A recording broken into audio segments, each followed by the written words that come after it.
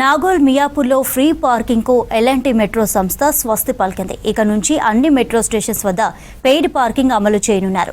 August 25 నుంచి Nagole, September 1 నుంచి Miyapur stations వద్ద పెయిడ్ పార్కింగ్ అమలు చేయనున్నారు. సరైన పార్కింగ్ సదుపాయాలు లేకుండానే పెయిడ్ పార్కింగ్ ఎలా అమలు చేస్తారని ప్రశ్నిస్తున్నారు ప్రయాణికులు.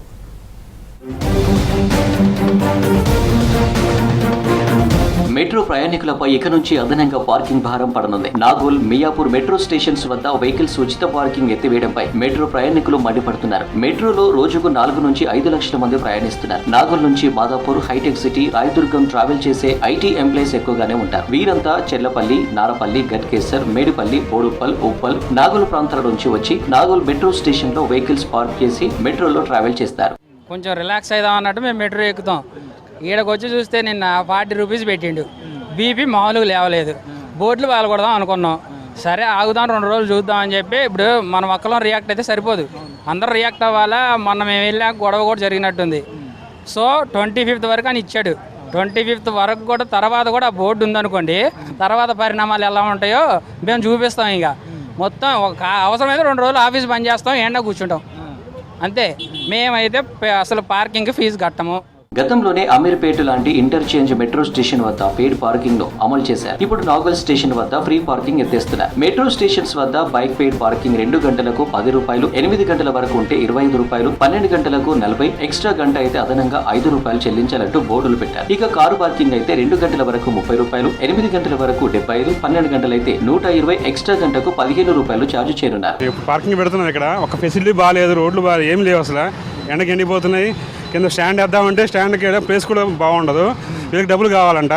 మెట్రో వాడు దోచుకుంటున్నాడు, వీళ్ళు దోచుకుంటున్నారు. పబ్లిక్ ఎలా బతకాలా? కొద్దిగా జనాలు చూసి కొద్దిగా జనాన్ని న్యాయం చేయాలండి. అది రోజు ఇదే ఖర్చు అంటే మనం ఎక్కడో చెప్పండి, చిన్న చిన్న ఎంప్లాయీస్. 2 వీలర్, కారు పార్కింగ్ చేసిన వెహికల్స్ కు సేఫ్టీ లేకున్నా పార్కింగ్ ఫీజు ఎలా వసూలు చేస్తారని ప్రశ్నిస్తున్నారు మెట్రో ప్రయాణికులు. వాహనాలు హెల్మెట్స్ పోయినా, డ్యామేజ్ అయినా మాకు సంబంధం లేదంటున్నారు. ఎల్ఎన్టీ సంస్థ పార్కింగ్ ఫీజు ఎలా వసూలు చేస్తుందంటున్నారు. పార్కింగ్ ఏరియాలో ఎలాంటి రూఫ్ లేదని, ఎండకు ఎండుతూ వానకు తడుస్తున్నాయని వాపోతున్నారు ప్రయాణికులు. నేను రోజు నాగోల్ నుంచి రాయదుర్గం వరకు డైలీ సర్వీస్ చేస్తున్నాను. ఇక్కడ వచ్చేసి ఫ్రీ పార్కింగ్ అన్నారు, అన్ని వెహికల్స్ ఇక్కడ పెడుతున్నారు. ఇప్పుడు పే పార్కింగ్ వచ్చింది అంటే ఇక్కడ ఏమన్నా ఎక్స్ట్రా ఫెసిలిటీ, సెక్యూరిటీ అలా ఏమన్నా చేస్తున్నారో లేదో వాళ్ళు కొంచెం మాకు చెప్పాలి.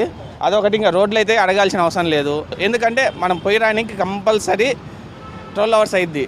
12 hoursలో ఎన్నికి వచ్చేటోళ్ళు ఎవరు లేరు. అలాంటిది ఇప్పుడు నాకు 150 రూపీస్ ఓన్లీ ఇక్కడ పోనీకే. పెట్రోల్కి పోయినా కానీ 110 రూపీస్ అయింది. లీటర్ పెట్రోల్తో పోయి రావచ్చు.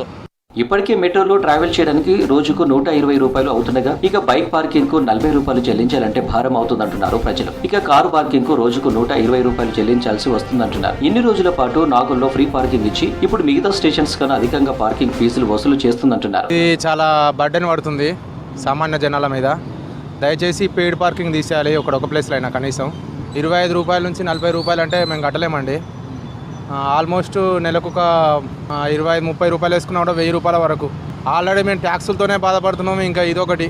ఇవన్నీ మేము కట్టుకుంటూ కూర్చుంటే మా పిల్లలు, మా భవిష్యత్తు ఏం కావాలి? ఇక వీళ్ళకి కట్టుడు, గవర్నమెంట్ కట్టుడు, వీళ్ళకి కట్టుడు అయిపోతుంది మా పైసలు.